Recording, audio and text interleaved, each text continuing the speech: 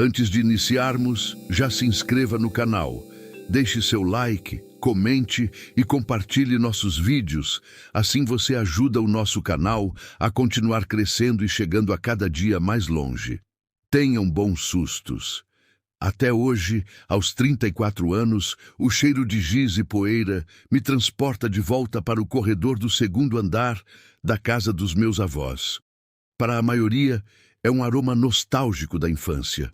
Para mim, é o prenúncio de um terror que se enraizou tão fundo na minha alma que duvido que algum dia consiga extirpá-lo por completo. Foi naquele corredor que conheci o homem torto.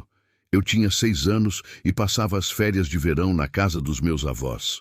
Era um lugar grande e antigo, cheio de rangidos e sombras que dançavam com a luz do sol poente. Meus pais diziam que eu tinha uma imaginação fértil, uma forma educada de me chamar de solitário. E eu era. Foi nessa solidão que o homem torto encontrou espaço para se manifestar. Ele não apareceu de uma vez. Primeiro foram os desenhos, rabiscos infantis de um boneco palito desproporcional, com pernas e braços de comprimentos diferentes e um pescoço que se curvava em um ângulo impossível. Eu os desenhava nas paredes do corredor, com o giz que minha avó me dava para brincar na calçada. É o homem torto, eu explicava quando ela me repreendia. Ele mora na parede. Minha avó, uma mulher de paciência infinita e fé inabalável, apenas sorria e limpava meus rabiscos. Deixe as paredes para o homem torto descansar, querido, ela dizia, sem perceber o arrepio que suas palavras me causavam. Aos poucos, o homem torto começou a sair dos meus desenhos. Eu o via pelo canto do olho, uma figura esguia e escura se esgueirando pelas quinas do corredor. Seus movimentos eram espasmódicos, antinaturais, como um inseto se contorcendo. Ele nunca falava, mas eu o entendia. Seus pensamentos se infiltravam nos meus, sussurros silenciosos que pareciam vir de dentro da minha própria cabeça. No início, nossas brincadeiras eram inocentes. Esconde-esconde no jardim, onde ele sempre escolhia os lugares mais sombrios e úmidos para se ocultar. Pega-pega, em que eu corria até perder o fôlego, sentindo seus dedos frios e finos roçando minhas costas, embora nunca me tocasse de verdade. A primeira vez que senti medo de verdade foi quando o gato da vizinha desapareceu. Eu adorava aquele gato, um bichano gordo e preguiçoso chamado Mimo. O homem torto não gostava dele. Ele nos observa. O sussurro sibilou em minha mente enquanto eu acariciava Mimo na varanda. Ele conta nossos segredos. No dia seguinte, Mimo sumiu. Procurei por toda parte, chamando seu nome até minha garganta doer. Foi então que o homem torto me mostrou onde ele estava. Levou-me até o velho poço no fundo do jardim, coberto por uma pesada tampa de madeira. Ele está dormindo lá embaixo. O sussurro informou com uma nota de diversão doentia. Corri para contar aos meus avós, mas quando meu avô, com muito esforço, abriu o poço, não havia nada além de escuridão e o cheiro de terra molhada. Depois disso, as coisas escalaram. Pequenos objetos começaram a desaparecer e reaparecer em lugares estranhos. O relógio de bolso do meu avô, uma herança de família, foi encontrado dentro do açucareiro. Os óculos da minha avó, que ela jurava ter deixado na mesa de cabeceira, estavam pendurados no galho mais alto da velha mangueira. Eu sabia que era ele. Suas brincadeiras estavam se tornando cada vez mais cruéis. O terror atingiu seu ápice em uma noite de tempestade. A energia havia acabado e a casa estava mergulhada em uma escuridão quase palpável, quebrada apenas pelos relâmpagos que iluminavam o mundo exterior em flashes fantasmagóricos. Eu estava encolhido na cama, o coração martelando contra as costelas a cada trovão. Foi quando o ouvi, um arrastar lento e irregular vindo do corredor. Não era o rangido familiar da madeira antiga, era diferente. Era o som de algo quebrado. Ele está vindo. O sussurro em minha mente não era mais um convite para brincar. Era uma ameaça. A porta do meu quarto se abriu com um gemido lento. Na moldura, recortado contra um relâmpago, eu o vi. Não era mais uma sombra ou um borrão na minha visão periférica. O homem torto estava ali, em toda a sua glória grotesca. Sua forma era a de um homem, mas terrivelmente distorcida. Seus membros se dobravam em ângulos errados e sua cabeça pendia para o lado, o pescoço estalando audivelmente a cada movimento espasmódico.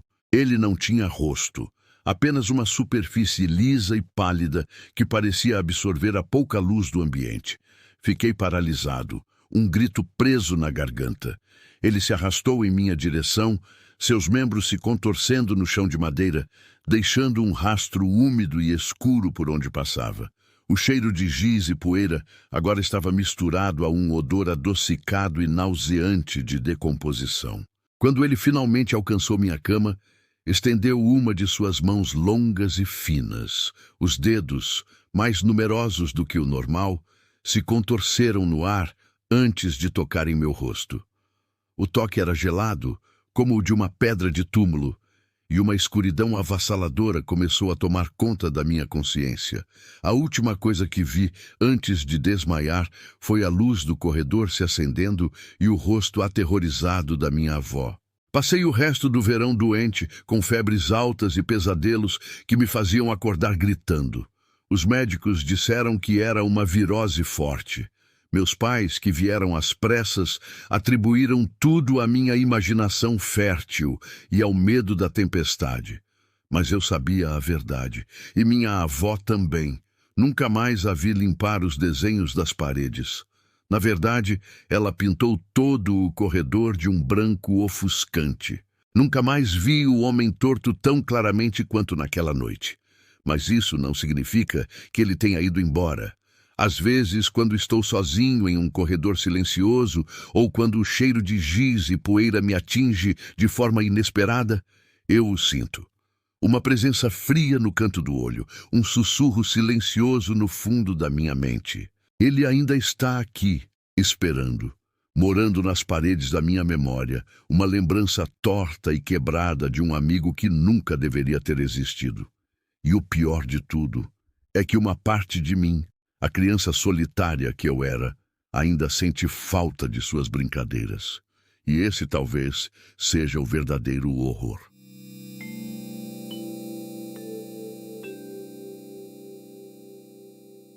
Tudo começou como um clichê de livro infantil. Meu filho, Lucas, de 6 anos, arrumou um amigo imaginário. Aconteceu logo depois que o pai dele nos deixou. A psicóloga disse que era normal, uma forma de a criança processar a ausência e a mudança. Eu até achei fofo no início. O nome dele era Tiago. Mamãe, hoje o Tiago me ensinou a fazer o nó mais forte do mundo. Lucas me dizia, os olhinhos castanhos brilhando de orgulho enquanto amarrava os cadarços de uma forma tão complexa que depois eu mal conseguia desatar. Tiago era, segundo Lucas, um menino muito alto, que usa botas de chuva e tem um sorriso muito, muito grande. Ele não gostava de luz forte e vivia principalmente no armário do quarto do meu filho. A primeira regra que eu aprendi foi que a porta do armário tinha que ficar sempre entreaberta. Se eu a fechasse por completo, Lucas tinha crises de choro incontroláveis. O Tiago não consegue respirar, mamãe. Você está sufocando ele. Ele gritava, com um pânico real no rosto. As coisas começaram a ficar estranhas aos poucos, como a maré que sobe sorrateiramente. Primeiro foi a comida. Lucas insistia em deixar um prato para Tiago no chão, ao lado da sua cadeira. Um dia fiz bife e Lucas começou a chorar. O Tiago não come coisas que tinham olhos, mamãe. Ele fica zangado. Tive que fazer ovos mexidos às pressas, enquanto sentia um calafrio inexplicável. De onde um menino de 6 anos tiraria uma ideia dessas? Depois vieram os sussurros. Eu acordava no meio da noite, com o som de murmúrios vindo do quarto dele. Quando eu chegava na porta, via Lucas sentado na cama, de frente para o armário escuro, conversando em sussurros apressados. Ele nunca olhava para mim. Parecia estar em transe. O ar no quarto ficava sempre mais frio, com um cheiro peculiar de terra molhada, mesmo nos dias mais secos. O primeiro alarme de verdade soou quando encontrei todos os espelhos da casa cobertos. Lençóis, toalhas, até meus vestidos. Lucas estava no corredor, com uma seriedade assustadora para a sua idade. O Tiago não gosta que as coisas olhem de volta, ele disse, simplesmente. Levei-o à psicóloga novamente. Ela falou sobre mecanismos de controle, sobre a criança tentando ordenar um mundo que parece caótico. Eu queria acreditar nela. Eu me agarrava a cada palavra clínica e tranquilizadora que ela dizia.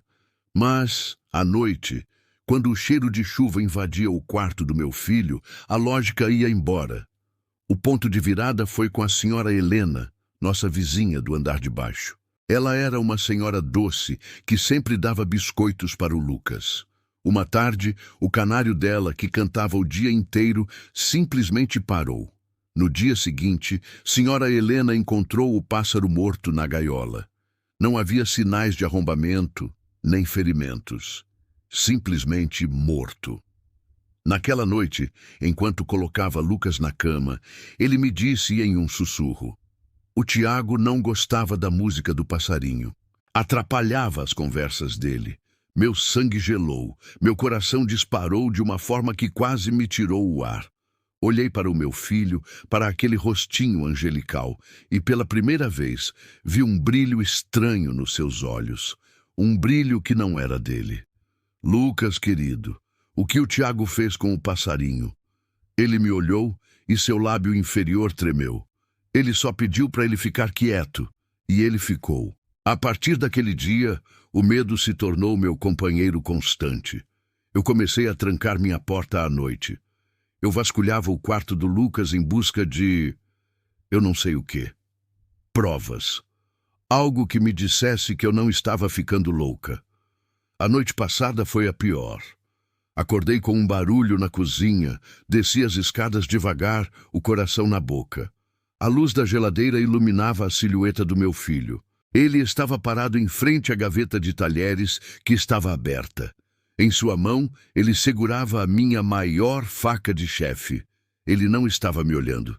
Estava olhando para o espaço vazio ao seu lado, balançando a cabeça afirmativamente, como se recebesse instruções. Lucas! Chamei, minha voz um fio trêmulo.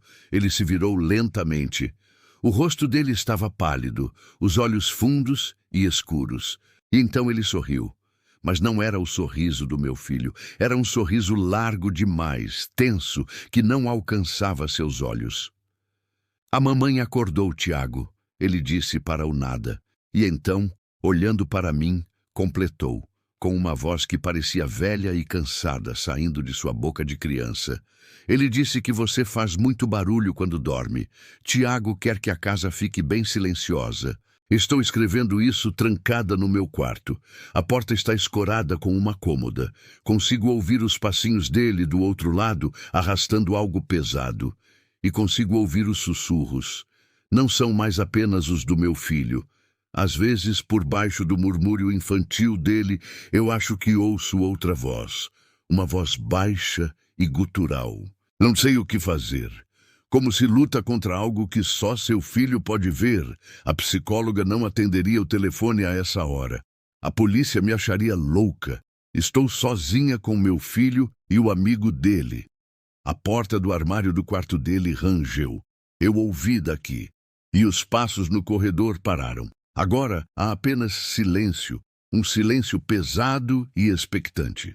E um cheiro fraco de chuva e terra molhada começando a se infiltrar por baixo da minha porta.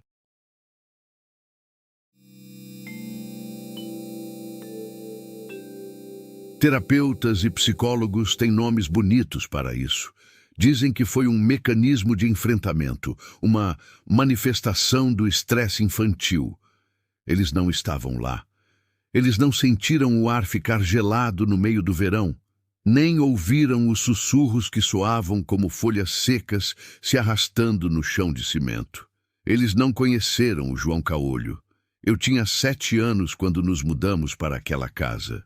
Era um sobrado antigo, com um quintal grande e um porão que minha mãe insistia em manter trancado. Dizia que era úmido e cheio de tranqueiras.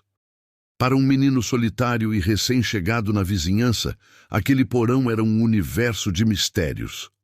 Foi lá que eu o encontrei. João Caolho não apareceu de repente. Ele se formou aos poucos como uma mancha de umidade na parede. Primeiro, eu apenas sentia que não estava sozinho lá embaixo, quando conseguia me esgueirar pela porta mal trancada. Depois, comecei a vê-lo pelo canto do olho. Uma figura alta, magra demais, com roupas que pareciam ser de outro século. O mais marcante, no entanto, era seu rosto. Ele tinha apenas um olho, um globo ocular amarelado e incrivelmente atento. Onde deveria estar o outro, havia apenas uma cavidade escura, uma sombra que parecia engolir a pouca luz do ambiente. Ele nunca falava de verdade. A voz dele acontecia dentro da minha cabeça, um sussurro rouco que parecia vir de muito longe. E ele queria brincar. Nossas brincadeiras eram nosso segredo. A primeira chamava-se o jogo de esconder coisas. Começou com meus próprios brinquedos. João Caolho me dizia para escondê-los em lugares onde ninguém jamais encontraria. Dentro da caixa de descarga, enterrados no fundo do jardim, no meio das latas de tinta velhas no porão. Eu achava divertido, até que ele me mandou esconder a aliança da minha mãe. Ela e meu pai brigaram por dias. Eu chorava no meu quarto, apavorado. Mas o sussurro do João na minha mente era tranquilizador. Eles não te entendem. Só eu sou seu amigo de verdade. Depois veio o jogo do silêncio. As regras eram simples. Eu não podia falar com ninguém, não importava o que acontecesse. Passei 2 dias mudo. Meus pais me levaram ao médico. Eu via a angústia nos olhos deles, mas o João Caolho estava sempre lá, no canto do cômodo, com seu único olho fixo em mim, um leve aceno de cabeça, me parabenizando pela minha lealdade. O sentimento de orgulho que ele me dava era mais forte que qualquer bronca. O ponto em que o medo começou a superar a cumplicidade foi quando começamos o jogo dos segredos. João Caolho sabia de coisas que era impossível ele saber. Ele me contou que nosso vizinho, o simpático seu Alberto, traía a esposa. Sussurrou que a professora da escola havia perdido um filho anos atrás. Eram segredos sombrios, adultos, que pesavam na minha mente infantil. Como você sabe de tudo isso, João? Perguntei uma vez, no silêncio úmido do porão. O sussurro dele na minha cabeça foi claro como cristal. As paredes me contam, as sombras me mostram. Eu estou aqui há muito tempo. O terror definitivo chegou numa tarde de sábado. Eu tinha uma irmã mais nova, a Mariana, de 3 anos. Ela era a alegria da casa. João Caolho a odiava. Ela rouba a sua mãe de você, ele sussurrava. Ela faz barulho demais. Naquele dia, ele me propôs uma nova brincadeira. O jogo do susto.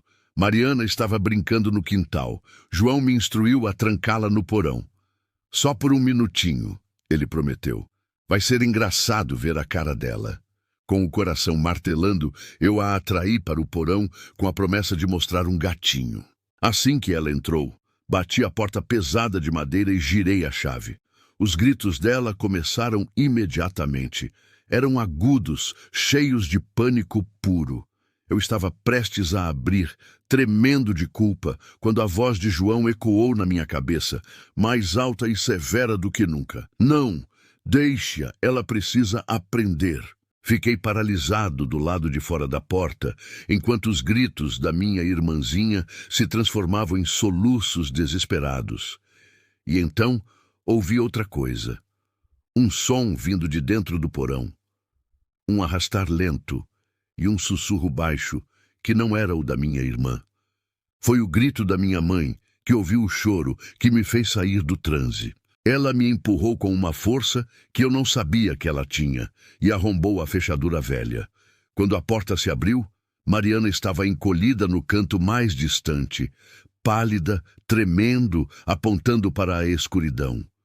O homem mau, o homem do olho só. Ela soluçava. Minha mãe olhou para o canto escuro e, por um segundo, juro que vi o rosto dela congelar em uma máscara de terror. Ela não disse nada. Apenas agarrou Mariana e a mim e nos tirou dali, nos trancando no quarto de cima. Naquela noite, um padre veio benzer a casa. Nós nos mudamos 2 semanas depois. Nunca mais falei sobre o João Caolho. Meus pais nunca mais tocaram no assunto. Hoje sou adulto, tenho minha própria casa, minha própria família. Mas às vezes, quando desço ao meu porão para pegar uma ferramenta, sinto um calafrio na espinha. O ar parece ficar mais denso e, por um instante, o cheiro de mofo e terra úmida me transporta de volta para aquela casa. É nesses momentos que eu olho para os cantos mais escuros e um medo primitivo me domina. Não tenho medo de encontrar uma figura alta e de um olho só. Meu medo é outro. É que depois de tantos anos, eu ainda ouço, bem no fundo da minha mente, um sussurro que soa como folhas secas, e ele me chama para brincar.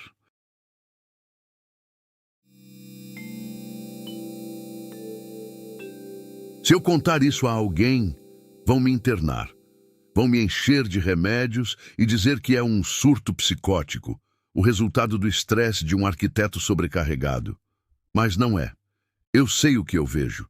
Eu sei o que eu sinto. E, principalmente, eu sei o que eu cheiro. Tudo começa com o cheiro, grama recém-cortada e chiclete de tutti-frutti. Quando eu tinha 8 anos, eu era um garoto classicamente solitário. Filho único, pais ocupados. Meu refúgio era a casa na árvore que meu avô construiu no fundo do nosso quintal. E era lá que eu encontrava o Léo. Léo era tudo o que eu não era. Ele era corajoso, barulhento e tinha um sorriso que parecia ocupar metade do rosto. Seus cabelos eram da cor de areia e seus joelhos estavam sempre ralados. Ele me ensinou a assobiar com 2 dedos, a fazer estilingues e me convenceu a pular do telhado do galpão, o que me rendeu um braço quebrado e uma bronca monumental. Ele era o melhor amigo que um garoto poderia ter. Só tinha um problema. Só eu podia vê-lo. Nossa amizade era selada por um pacto, feito com toda a seriedade que 2 crianças de 8 anos poderiam reunir. Na parede da casa da árvore, escrevemos com um caco de telha: Daniel e Léo, amigos para sempre. Para sempre mesmo? Ele me perguntou naquele dia, seu rosto incomumente sério. Para sempre, eu prometi. Eu nunca vou te deixar. Mas a gente cresce. Aos 12, a casa na árvore perdeu a graça. As meninas se tornaram mais interessantes que estilingues. Um dia, minha mãe me perguntou pelo Léo. Ah, ele foi embora, respondi, com a displicência de um pré-adolescente que se acha maduro demais para essas coisas. Lembro de ter sentido uma pontada estranha no peito, uma espécie de culpa, mas a ignorei. Eu estava apagando o Léo. E por 25 anos, ele permaneceu apagado, até o mês passado. Eu estava no meu escritório, finalizando a planta de um prédio, a noite já avançada. Estava tudo silencioso, o ar-condicionado zumbindo. Foi quando senti o cheiro, inconfundível, grama recém-cortada e chiclete de tutti-frutti. Meu coração tropeçou. Olhei em volta. Nada. Estresse, murmurei para mim mesmo esfregando os olhos. Mas o cheiro voltou na noite seguinte, em casa, e com ele o assobio, aquele assobio agudo de 2 dedos que o Léo me ensinou. Vinha de algum lugar no corredor. Quando fui verificar, o som parou. Minha noiva, a Júlia, me perguntou o que havia de errado. Eu disse que não era nada. Como eu poderia explicar? As coisas escalaram rapidamente. Pequenos detalhes que me faziam questionar minha própria sanidade. A TV que eu deixava no canal de notícias aparecia misteriosamente no canal de desenhos animados antigos. Encontrei pegadas de pés descalços e sujos de terra no nosso piso de madeira polida, que sumiam quando eu ia buscar algo para limpar. Júlia achava que eu estava trabalhando demais, que meu cansaço estava me pregando peças. O terror se tornou real na semana passada. Eu saí do banho e o espelho do banheiro estava completamente embaçado. E nele, no meio do vapor, a marca de uma mão pequena. Uma mão de criança. Enquanto eu olhava paralisado, uma única palavra se formou, como se um dedo invisível a estivesse escrevendo letra por letra. Traidor, caí para trás. O pânico me sufocando. Não era estresse, não era minha imaginação, era ele. Léo tinha voltado. A promessa que eu quebrei, o amigo que eu abandonei, ele se lembrou. Agora eu o vejo. Não como antes, sólido e sorridente, eu o vejo em reflexos. No vidro escuro da janela do metrô, vejo o rosto de um garotinho de 8 anos me encarando por cima do meu ombro. No retrovisor do carro, seus olhos me fitam por uma fração de segundo. Ele não sorri mais. Seu rosto está sempre sério, o olhar fixo, acusador. Ele quer algo, eu sinto isso. A presença dele em casa está mais forte, mais pesada. O cheiro de grama e chiclete agora é constante no quarto de hóspedes. Júlia começou a se queixar de pesadelos. Ela diz que sonha com um menino que a observa dormir, com os joelhos ralados e um olhar de ódio. Ontem à noite o inferno se materializou. Estávamos na sala, assistindo a um filme. A prateleira de livros pesada, que fica acima do sofá onde Júlia estava sentada, simplesmente despencou. Foi por 1 milímetro. Livros e madeira se espatifaram no lugar exato onde a cabeça dela estava segundos antes. Enquanto eu a ajudava, tremendo, ouvi vindo do corredor escuro uma risada infantil. Uma risada que me gelou até a alma. Eu entendi o que ele quer. Ele não voltou para ser meu amigo, ele voltou para cobrar o para sempre. No nosso pacto não havia espaço para mais ninguém. Ele não quer dividir. A promessa era só entre nós dois. Estou escrevendo isso no meio da noite, no meu escritório. Não consigo mais dormir em casa. Júlia foi para a casa da mãe dela, convencida de que a prateleira foi um acidente, mas assustada com o meu estado. Eu sei que não foi um acidente. Foi um aviso. Não sei como lutar contra uma memória, contra uma promessa quebrada. Como se expulsa alguém que você mesmo criou.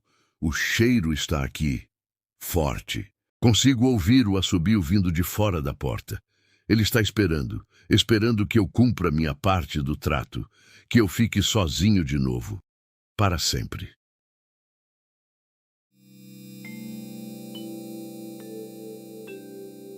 Eu tinha 7 anos quando conheci o Léo. Ele não era um amigo imaginário comum, daqueles que a gente cria para brincar de faz de conta. O Léo era real. Pelo menos para mim. Ele era alto, magro e sempre usava um casaco de moletom cinza. O rosto dele era borrado, como se eu nunca conseguisse focar de verdade. Meus pais achavam engraçado no começo. A Laura tem um amigo, eles diziam rindo. Mas o Léo era só meu e eu gostava de tê-lo por perto. Nós costumávamos brincar no meu quarto, no sótão. Eu desenhava e ele ficava sentado na beira da minha cama, em silêncio, me observando. Às vezes, ele sussurrava ideias para os meus desenhos e eu sempre seguia. Desenha um pássaro sem asas, ele dizia. Ou desenha uma casa de cabeça para baixo. Era estranho, mas eu gostava da companhia dele. As coisas começaram a mudar na noite do meu aniversário de 8 anos. Meus pais tinham me dado uma boneca nova, uma com cabelo loiro e olhos azuis. Eu a amei de cara e a coloquei na minha cama, bem ao lado do meu travesseiro. Aquela noite, o Léo estava no meu quarto. Ele olhou para a boneca e a ponta dos lábios dele se curvou em algo que parecia um sorriso, mas eu não conseguia ver os dentes dele. Ele fez um som estranho, um tipo de hiss baixo, e depois apontou para a boneca. Ela é minha agora, ele sussurrou. Eu balancei a cabeça. Não, ela é minha. É meu presente de aniversário. Ele se levantou da cama e caminhou lentamente em minha direção. Aquele borrão no rosto dele parecia estar se intensificando, ficando mais escuro. Eu senti um arrepio e a voz dele ficou mais grossa. Eu disse que ela é minha. Você vai me dar, Laura. É o seu presente para mim. Eu me encolhi na cama, assustada. Eu não quero. A voz dele ficou mais alta, quase como um rosnado. Você vai me dar, ou eu pego. Naquela noite a boneca desapareceu. Meus pais procuraram por toda a casa, mas ela simplesmente tinha sumido. Eles pensaram que eu tinha escondido, mas eu sabia a verdade. O Léo a tinha levado. A partir desse dia, as coisas pioraram. O Léo não era mais meu amigo. Ele era meu assombrador. Ele sussurrava coisas no meu ouvido, me dizendo para não falar com meus pais, para não sair do meu quarto. Ele se sentava no meu armário, observando-me dormir. Quando eu acordava no meio da noite para ir ao banheiro, ele estava lá, no corredor escuro, uma silhueta alta e magra, com os olhos dele brilhando no escuro. Uma noite, eu acordei com um barulho vindo do quarto dos meus pais. Abri a porta e vi o Léo parado na porta deles. Ele olhou para trás e fez um sinal para que eu fizesse silêncio. Ele estava segurando algo na mão, uma faca de cozinha. O borrão no rosto dele parecia estar tremendo e eu podia ver um traço de vermelho. Meu coração batia tão rápido que pensei que ia pular para fora do meu peito. Eu o vi levantar a faca. Eu não podia gritar, a voz tinha sumido da minha garganta. Naquele momento, eu soube. O Léo não era um amigo imaginário, ele era um monstro e ele queria me machucar. Ele queria machucar minha família. Eu dei um passo para trás e fechei a porta do meu quarto. Sentei no chão, tremendo, e esperei. Eu ouvi um grito abafado, depois o som de algo caindo no chão. Eu não sei quanto tempo fiquei ali, mas quando meus pais vieram para o meu quarto, a faca estava em cima da minha escrivaninha. Eles me perguntaram o que havia acontecido, mas eu não conseguia falar. Eles me abraçaram, disseram que estava tudo bem e que era só um sonho ruim. Mas eu sabia que não era. O Léo nunca mais apareceu, mas às vezes, quando estou sozinha em casa e a luz se apaga, eu ainda sinto um arrepio na espinha. E eu me pergunto se ele está na beira da minha cama, me observando, esperando que eu o desenhe novamente.